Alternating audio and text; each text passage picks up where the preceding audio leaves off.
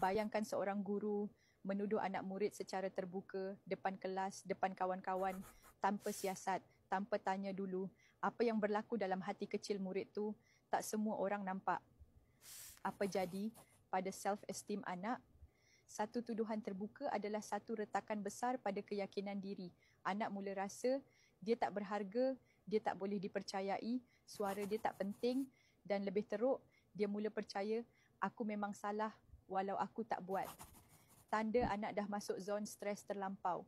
Tak nak ke sekolah, perut sakit setiap pagi, senyap tiba-tiba bila ditanya, menangis senyap dalam bilik, rasa takut dengan semua authority, cikgu, ibu bapa, sesiapa yang tegas. Kanak-kanak yang kena malukan secara terbuka mula alami regression, mundur ke belakang, gagal bina empati, takut bercakap depan orang, otak masuk mode survival, bukan pembelajaran. Cikgu tak salah bila nak disiplinkan murid, tapi bila hukuman jadi penghinaan, apa yang kita bina bukan disiplin, tapi trauma jangka panjang.